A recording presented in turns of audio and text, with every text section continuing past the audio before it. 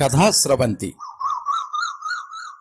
నిరంతర కథాప్రసార వాహిని కథాస్రవంతిని ఆదరిస్తున్న అభిమాన శ్రోతలకు నమస్కారం. ఈనాటి కథకు స్వాగతం.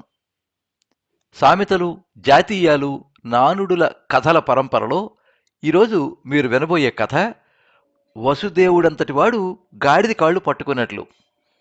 సంకలనం శ్రీ మోదుగుల రవికృష్ణ. వినిపిస్తున్నది పప్పు భోగారావు. సేకరణ మరియు వినిపించమని కోరిన వారు శ్రీ ఎన్కే బాబు. ఒక పిండితార్థాన్ని కొద్ది మాటల్లో చెబుతుంది సామెత. ఒక విషయాన్ని స్పష్టంగా సూటిగా వ్యక్తం చేయటానికి ఉపకరించేది సామెత. సామెతలలో మానవ జీవిత ఛాయలుంటాయి. పెద్దలు తమ అనుభవాన్ని పిల్లలకు హితోపదేశంగా చెప్పిన నీతులే సామెతలుగా నిలిచి ఉన్నాయి.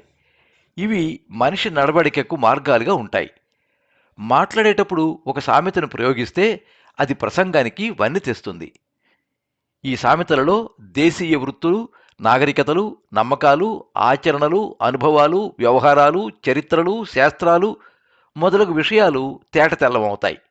అంతేకాదు పసిడి తునకల వంటి పదజాలంతో భాష విరాజిల్లుతుంది. తెలుగు భాషకు వన్నె తెచ్చిన అమూల్యమైన లోకోక్తులు మన ఉపేక్ష వల్ల కనుమరుగయ్యే దుస్థితి దాపురించింది.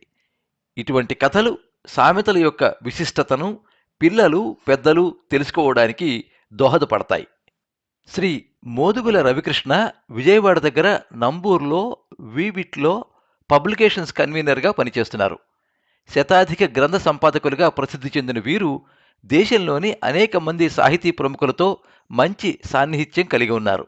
వీరి సంపాదకత్వంలో వచ్చిన పుస్తకాలకు రాసిన ముందు మాటలు మళ్లీ పుస్తకాలుగా వేశారు. సాహితీ లోకంలో ఎంతో మెచ్చుకోదగ్గ పుస్తకాలుగా ప్రామాణికతను సంతరించుకున్నాయి.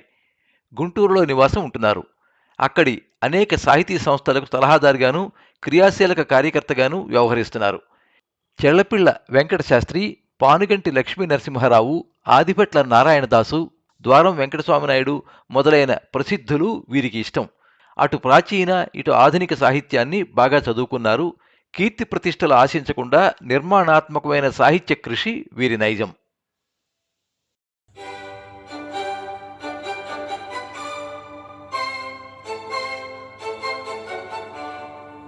వసుదేవుడు ఉత్తమ క్షత్రియ జన్మించాడు.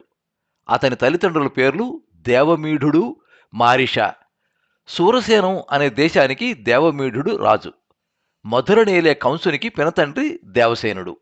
ఇతని కుమార్తె దేవకి. వసుదేవుడు మంచి పరాక్రమశాలి, సజ్జనుడు, అందగాడు. అతని గుణగణాలు విని వసుదేవుడికి అప్పటికే రోహిణితో పెళ్లి జరిగి ఉన్నా కూడా కంసుడు తన చెల్లెలు దేవకినిచ్చి వివాహం చేశాడు. పెళ్లి రోజున చెల్లెలు బావమరిదిని రథంపై కూర్చోపెట్టుకుని ఊరేగిస్తూ తానే స్వయంగా నడుపుతూ ఉన్నాడు కంసుడు. అంతలో ఆకాశవాణి పలికింది, కంసా, నీ చెల్లెలికి పుట్టే 8వ సంతానం నిన్ను సంహరిస్తాడు. దిక్కులు పిక్కటిల్లే ఆ స్వరానికి కంసుడి గుండెలు జల్లుమన్నాయి. చెల్లెలు దేవకిని రథంపై నుండి ఈడ్చి కిందకి లాగి కత్తితో తల నరకబోయాడు. వసుదేవుడు అడ్డం పడ్డాడు.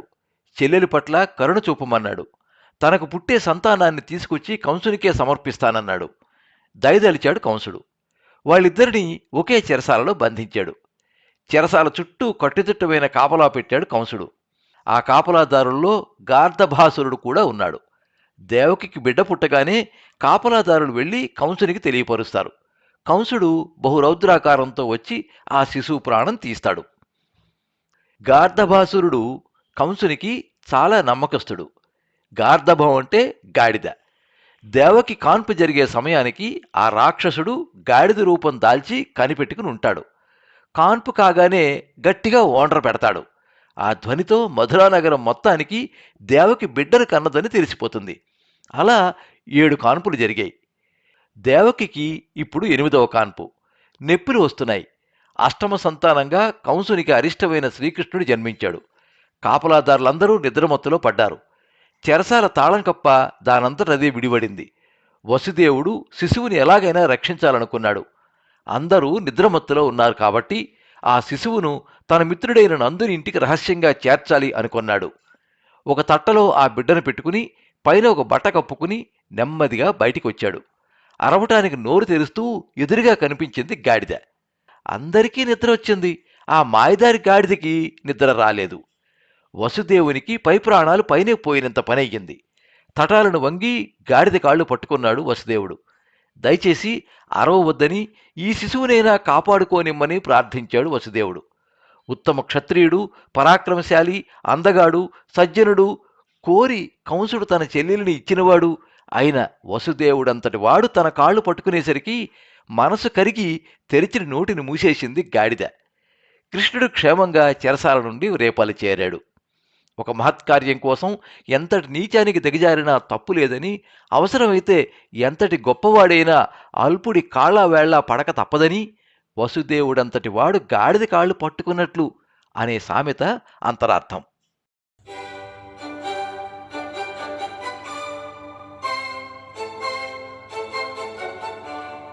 మీరింతవరకు వసుదేవుడంతటి వాడు గాడిద కాళ్ళు పట్టుకున్నట్టు సామెత వెనుక కథ విన్నారు.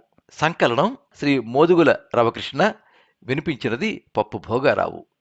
సేకరణ మరియు వినిపించమని కోరిన వారు శ్రీ ఎన్కే బాబు. ఈ కథ శ్రీ మోదుగుల రవికృష్ణ గారు సంకలనపరిచిన సామెత కథలు సంకలనం నుంచి సేకరించడమైనది. ఈ కథ మీద మీ అమూల్యమైన అభిప్రాయాన్ని కింద కామెంట్ బాక్స్లో రాయండి. ఈ వీడియోని లైక్ చేయండి, మీ మిత్రులందరికీ షేర్ చేయండి. ఇలాంటి మరిన్ని మంచి కథలు వినిపించడానికి ఈ ఛానల్ని సబ్స్క్రైబ్ చేసుకోండి. పక్కనే ఉండే బెల్ ఐకాన్ని క్లిక్ చేస్తే ఇలా అప్లోడ్ చేసే వీడియోల వివరాలన్నీ కూడా మీకు ఎప్పటికప్పుడు నోటిఫికేషన్ ద్వారా తెలుస్తాయి. ఎప్పుడు మీ అభిమానాన్ని కోరుకునే పప్పు భోగారావు. సర్వే జనాః సుఖినో భవంతు. కథా స్రవంతి